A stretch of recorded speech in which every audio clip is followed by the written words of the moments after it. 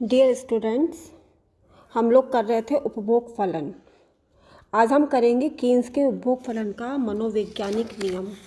उपभोग फलन में हमने पढ़ा था कि जैसे जैसे आय बढ़ती आती है वैसे वैसे उपभोग भी बढ़ता जाता है, यानी कि C is equal to function of y. C बताता है कंजप्शन को और Y बताता है इनकम को।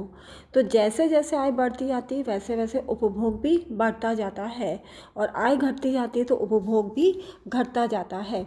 तो ये हमने देखा था पहले के लेसन के अंतर्गत।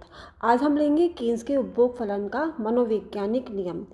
कीन्स का उपभोग फलन की अवधारणा मनोवैज्ञानिक नियम की मानी जाती है। उसके मतानुसार आय के बढ़ने पर उपभोग उतना नहीं बढ़ता जितनी कि आय बढ़ी है।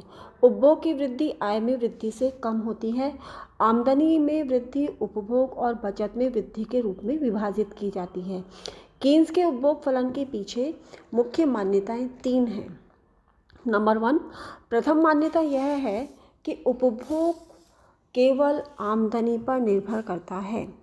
अन्य कोई संस्थागत व मनोवैज्ञानिक घटक जैसे आय का वितरण, सामान्य कीमत स्तर, जनसंख्या वृद्धि, फैशन, लोगों की रुचि और आदतें आदि नहीं बदलती। लेकिन आज के प्रगतिशील और वैज्ञानिक नियम में या प्रगतिशील नियम के अंतर्गत ये अल्पकाल में कुछ सीमा तक तो परिवर्तित हो सकते हैं। नंबर 2, उपभोग फलन की दूसरी मान्यता यह है कि सामान्य दशाओं में ही यह नियम लागू होता है। असामान्य दशाएं जैसे युद्ध हो, तीव्र मुद्रा स्थिति हो, महान आर्थिक मंदी हो या देश में महामारी की स्थिति हो गई हो, तो उस समय ये नियम क्रियाशील नहीं होता है और ये उसके लिए बाधा उत्पन्न करती है। तीसरी मान्यता यह है कि कीन्स के उपभोग फलन की तीसरी मान्यता, जो कि प्रमुख मान्यता है, वो यह है कि स्वतंत्र अर्थव्यवस्था अथवा बहुत कुछ मिश्रित किस्म की अर्थव्यवस्था, मिश्रित अर्थव्यवस्था होती है साम्यवादी अर्थव्यवस्था और स्वतंत्र अर्थव्यवस्था का मिश्रण या साम्यवादी अर्थव्यवस्था। आपको ध्यान होगा कि हमारी मिश्रित अर्थव्यवस्था 2 तरह की होती है, पूंजीवादी मिश्रित अर्थव्यवस्था और समाजवादी मिश्रित अर्थव्यवस्था। तो साम्यवादी मिश्रित अर्थव्यवस्था मुख्य रूप से जिसमें ये उस तरह की जो अर्थव्यवस्था होती है उसी में ही ये लागू होता है जहाँ आर्थिक जीवन में सरकार का हस्तक्षेप कम से कम पाया जाता हो। तो इस प्रकार ये कहना उचित ही होगा कि उपभोग फलन एक मनोवैज्ञानिक नियम है और ये सामान्य दशाओं में ही लागू होता है। इसके साथ ही साथ अब हम इसको समीकरण के रूप में इस तरह से बता सकते हैं कि उपभोग फलन C is equal to function of y. इसके साथ ही साथ इसका संबंध APC से भी है, औसत उपभोग प्रवृत्ति APC।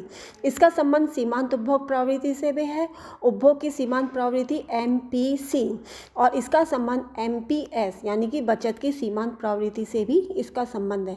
तो उपभोग फलन number 1 C is equal to A plus BY।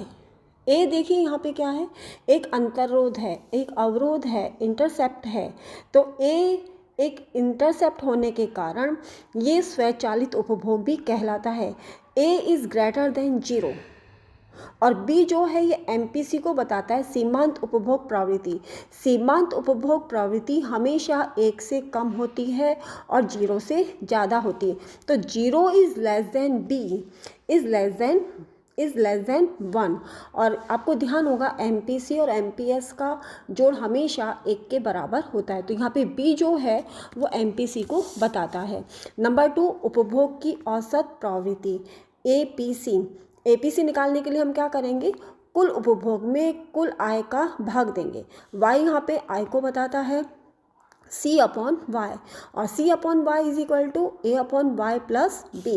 अब नंबर 3 आता है उपभोग की सीमांत प्रवृत्ति MPC is equal to delta C upon delta y. Delta C बताता है उपभोग में परिवर्तन, डेल्टा वाई बताता है आय में परिवर्तन। Delta C upon delta y को हम शो करेंगे स्मॉल b के द्वारा। तो b हमेशा हमें MPC को बताता है। नंबर 4 समीकरण है बचत की सीमांत प्रवृत्ति। बचत की सीमांत प्रवृत्ति MPS। इसे निकालने के लिए सूत्र होगा y is equal to C plus S। C है कुल उपभोग, S है कुल बचत। तो कुल बचत और कुल उपभोग का योग ही हमारे आय कहलाती है।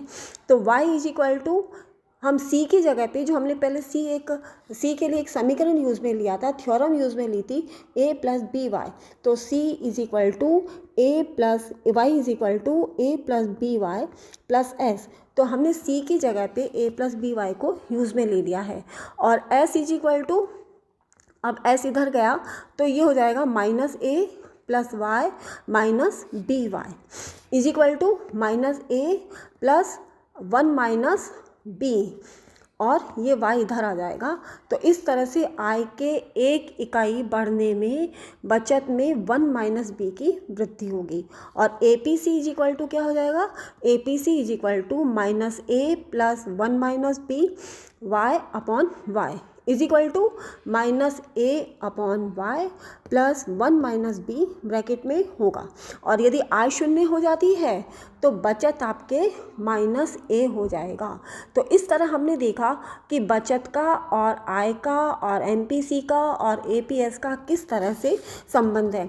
तो ये मैं आपको एक टेबल में बता सकती हूँ कि देखिए, टेबल में जैसे जैसे आय बढ़ती जा रही है वैसे वैसे बचत भी बढ़ती जा रही है।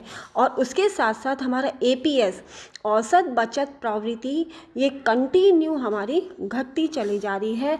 और एमपीएस सीमांत उपभोग सीमांत बचत प्रवृत्ति ये कांस्टेंट है। सीमांत बचत प्रवृत्ति देखिए 0.4 पे कांस्टेंट है, इसमें कंटिन्यू किसी तरह का कोई परिवर्तन नहीं हो रहा है, जबकि हमारे औसत बचत प्रवृत्ति लगातार बढ़ती जा रही है। जब इनकम 0 है तो बचत है 0, तो औसत बचत प्रवृत्ति हो जाएगी माइनस इन्फिनिट। ये जो लेटा हुआ 8 है ये माइनस को इन्फिनिटी को बताता है, अनंतता को बताता है। जब आय बढ़ के 50 हो जाती है जो बचत 0 है, जब 50 आय है तो बचत 0 है, लेकिन हमारी औसत बचत प्रवृत्ति भी 0 है। जैसे ही आय बढ़ के 100 हो जाती है बचत भी बढ़ के 20 हो जाती है और औसत बचत प्रवृत्ति 0.2 हो जाती है। आय बढ़ के 200 होने पर बचत है 60 और औसत बचत प्रवृत्ति 0.3 है, लेकिन सीमांत बचत प्रवृत्ति देखिए 0.4, इसके पहले भी 0.4 ही थी। जैसे ही आय बढ़ के 500 हो जाती है बचत 180 है, औसत बचत प्रवृत्ति 0.36 बढ़ के हो गई है और एमपीएस सीमांत बचत प्रवृत्ति 0.4 हो गई है। तो इस प्रकार हम देखते हैं रेखीय बचत फलन के अंतर्गत बचत की औसत प्रवृत्ति यानी कि एपीएस तो कंटिन्यू बढ़ता जा रहा है और सीमांत बचत प्रवृत्ति बिल्कुल स्थिर है, इसमें किसी तरह का परिवर्तन नहीं हो रहा। तो इस तरह से आपका ये चैप्टर हमारा उपभोग फलन ख़त्म होता है और उसके बाद हम नेक्स्ट चैप्टर ले लेंगे। आपको किसी भी तरह की कोई प्रॉब्लम हो तो आप हमें इसके लिए फ़ोन कर सकते हैं और जब भी आप फ़ोन करेंगे मैं फ़ोन उठाऊंगी। किसी भी तरह की कोई प्रॉब्लम हो तो आप इसे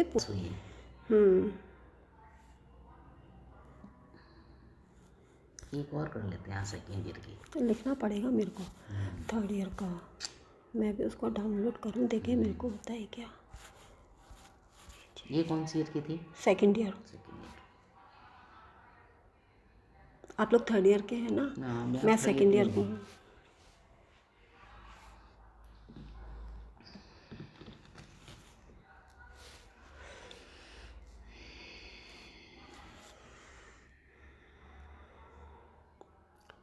ये है, इसको ऑन यूट्यूब डिटेल्स अपलोड करना है। ये क्या, इसकी डिटेल्स तो आ ही नहीं रही है। अपलोड हो रहा है, डिटेल्स नहीं आ रही, कैसे करूँ?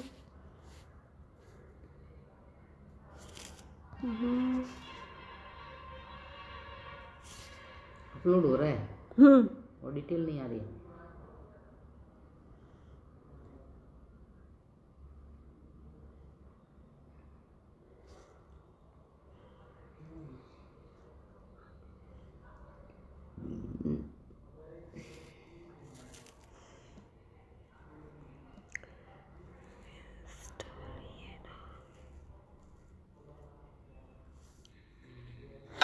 डियर स्टूडेंट कामनाएं, आज हम नया चैप्टर शुरू कर रहे हैं।